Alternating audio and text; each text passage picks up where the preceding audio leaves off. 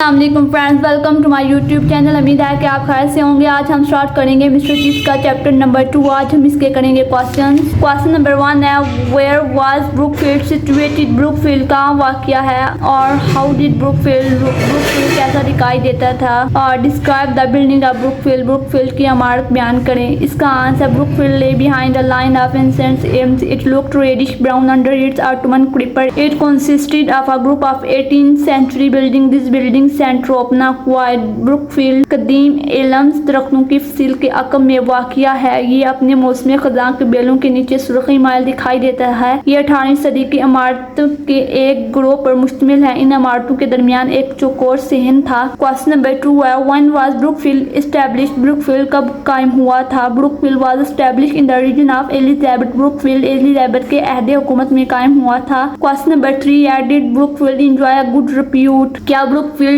کو اچھی شہرت حاصل تھی؟ What was the status of Brookfield? Brookfield کا رتبہ کیا تھا؟ اس کا آنسر ہے there had been rise and fall in its luck, however it remained a good school of the second rank. اس کی قسمت میں نشیب و فراز آتے گئے تاہم یہ دوسرے درجے کا ایک اچھا اسکول رہا تھا۔ کوسچن نمبر 4 ہے when was the structure of building of Brookfield rebuilt and extending؟ Brookfield نے اسکول کی عمارت میں دوبارہ تعمیر اور توسیع کب کی گئی؟ اس کا آنسر ہے in the region of George I. The main structure of the building of Brookfield was rebuilt and extended. George اول کے عہد حکومت میں بروک فیلڈ کی عمارت کی بنیادی ڈھانچے کو دوبارہ تعمیر کیا گیا اور اس میں توسیع کی گئی۔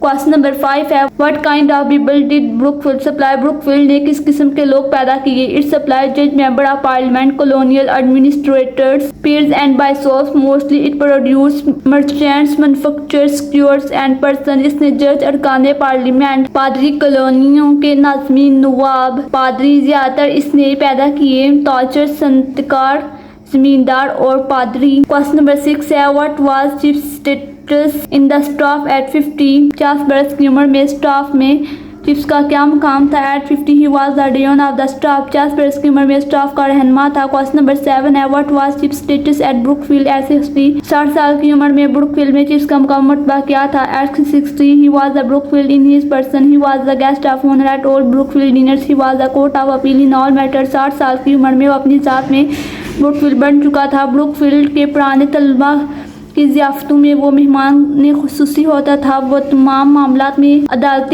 عالیہ سمجھا جاتا تھا۔ کوسچن نمبر 8 ہے when did Chief retire and what was presented to him on the day of his retirement؟ Chief کب ریٹائر ہوا اور ریٹائرمنٹ کے دن اسے کیا پیش کیا گیا تھا؟ in 1913 at the age of 65 he retired. He gave a check or writing desk the clock. He left Brookfield in the power of chairs. 1913 میں وہ 65 برس کی عمر میں وہ ریٹائر ہوا۔ اسے ایک چیک لکھنے کے لیے ایک میز، اسے ایک گھڑیال دیا گیا۔ تالیوں کے گونج نے اسے بروک فیلڈ کو خیرباد کہا۔ کوسچن نمبر 9 ہے what was Chief's family background؟ Chief کا جو فیملی بیک گراؤنڈ تھا وہ کیا تھا؟ اس کا answer chief had no private means and no family connection of any importance. It means he belonged to middle class. کوئی family connection نہیں تھا اور نہ ہی خاص اہمیت کے حامل سے کوئی خاندانی روابط ہے۔ اس کا مطلب ہے کہ وہ درمیان طبقے سے تعلق رکھتا تھا۔ آج جو ہمارا مسٹر چیف کا چیپٹر نمبر 2 ہے وہ کمپلیٹ ہو گیا ہے۔ میری ویڈیو کو لائک کریں، کمنٹ کریں، شیئر کریں اینڈ سبسکرائب کریں۔ اب ملتے ہیں نیکسٹ ویڈیو میں، تب تک کے لیے اللہ حافظ۔